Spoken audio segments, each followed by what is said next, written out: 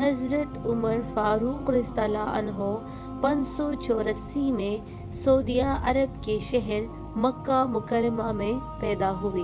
حضرت عمر فاروق رضی اللہ عنہ کے والد کا نام حطاب ابن نفل تھا۔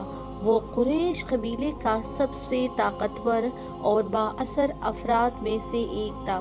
وہ اپنے آباء و اجداد کے مذہب کا سختی سے پیروکار تھا، جبکہ وہ جنگی حربوں کو جانتا تھا، اور اس کے علاوہ وہ ایک تاجر اور سوداگر بھی تھا۔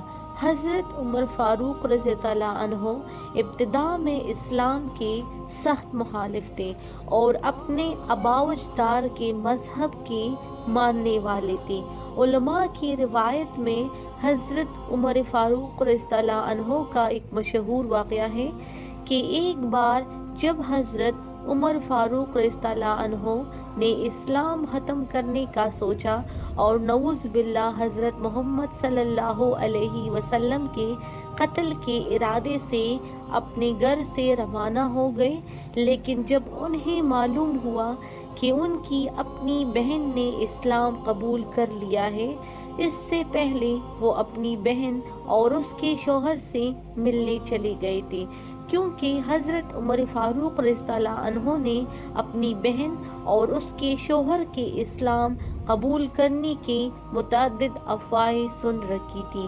ان دنوں میں قریش قبیلے کو گروہوں میں تقسیم کیا جاتا تھا، اور جبکہ حضرت عمر فاروق رضی اللہ عنہ قریش میں ہم آہنگی اور اتحاد چاہتے تھے، تو وہ افواہوں کی گہرائی کی تصدیق کے لیے اپنی بہن کے گھر چلے گئے۔ جب وہ اپنی بہن کے گھر میں داخل ہوئے تو وہ کلام پاک کی تلاوت کر رہی تھی۔ سب سے پہلے تو حضرت نے اپنی بہن اور اس کے شوہر کو خوب مارا۔ کچھ دیر بعد اپنی بہن کو بیان کرنے کے لیے بولے کہ وہ قرآن پاک سے کیا پڑھ رہی تھی۔ جب انہوں نے اللہ کی کتاب قرآن پاک کی کچھ آیات تلاوت کی تو انہوں نے قریش قبیلے کے بہادر شخص کو متاثر کیا اور یوں ان کے اسلام قبول کرنے کی وجہ بنی۔ اس سے پہلے قریش نے افواہیں پھیلائی کہ حضرت محمد صلی اللہ علیہ وسلم یا تو شاعر ہیں یا جادوگر۔ بہن کے گھر سے حضرت عمر فاروق رضی اللہ عنہ نبی کریم صلی اللہ علیہ وسلم سے ملنے چلے گئے، اور انہیں یہ حقیقت معلوم ہو گئی کہ حضرت محمد صلی اللہ علیہ وسلم نہ تو شاعر ہے اور نہ ہی کوئی جادوگر۔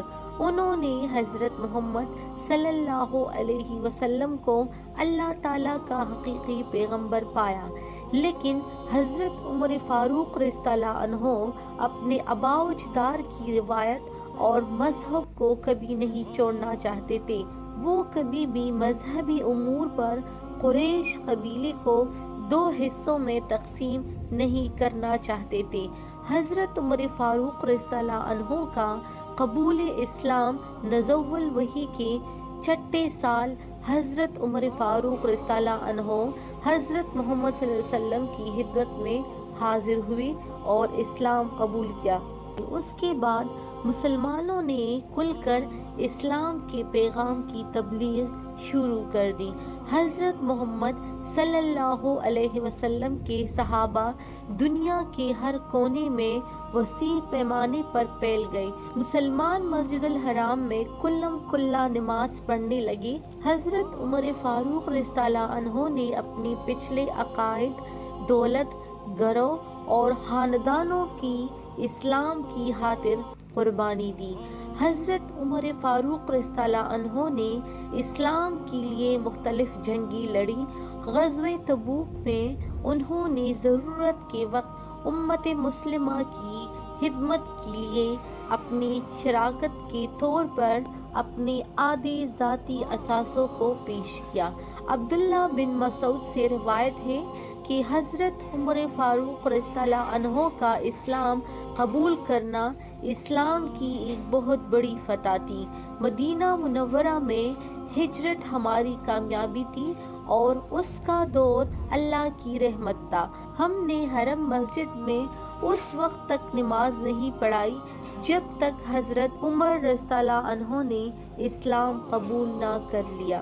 جب انہوں نے اسلام قبول کیا تو قریش نے مجبوراً ہمیں مسجد میں نماز پڑھنے دی۔ علماء سے سنا ہے کہ نبی کریم صلی اللہ علیہ وسلم نے فرمایا، اگر میرے بعد کوئی نبی ہوتا تو وہ عمر ہوتا۔ حضور نبی کریم صلی اللہ علیہ وسلم نے اپنے ساتھیوں کو مدینہ ہجرت کا حکم دیا۔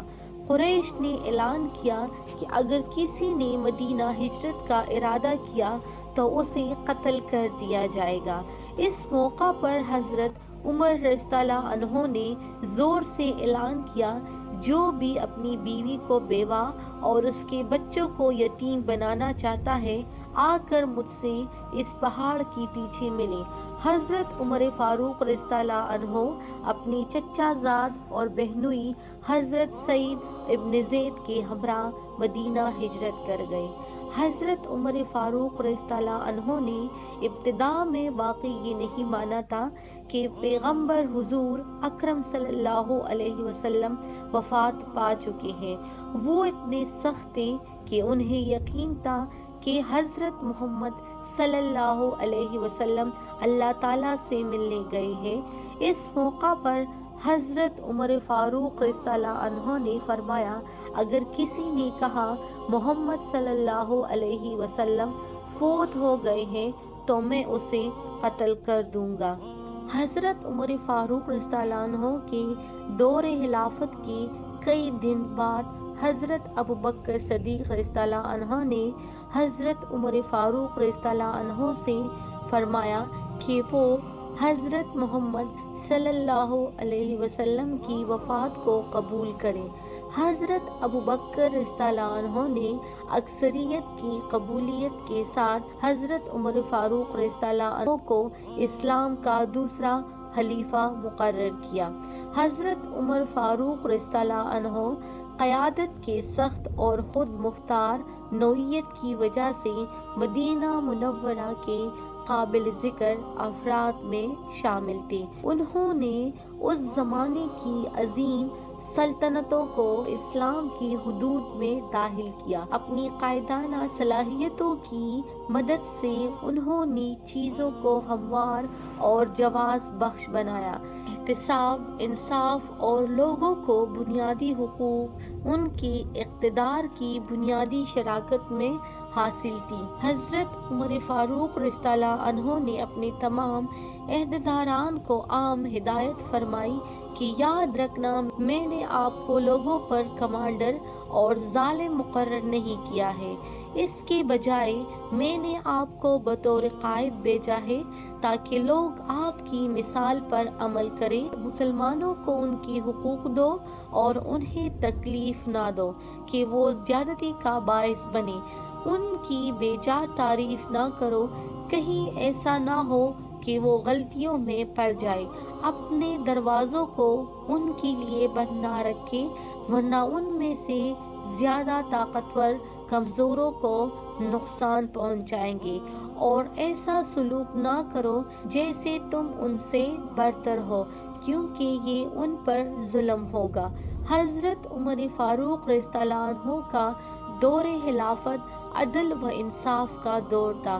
حضرت عمر فاروق رضی اللہ عنہ نے توحید و رسالت صلی اللہ علیہ وسلم کا جھنڈا آدھی دنیا میں لہرا دیا۔ یہودیوں نے تسلیم کیا کہ اگر حضرت عمر فاروق رضی اللہ عنہ شہید نہ ہوتے، 10 سال اور خلافت میں رہتے تو ایک یہودی نہ بچتا، پوری دنیا میں صرف ایک ہی مذہب ہوتا اور وہ ہے اسلام۔ حضرت عمر فاروق رضی اللہ عنہ نے اپنے دور میں جس جس خطے میں اسلام کا جھنڈا لہرایا، وہاں سے آج بھی اللہ اکبر کی صدائیں آتی ہے، وہاں آج بھی لوگ اللہ تعالیٰ کے سامنے سجدہ کرتے ہیں۔ حضرت عمر فاروق رضی اللہ عنہ یکم محرم الحرام کو شہید ہوئے۔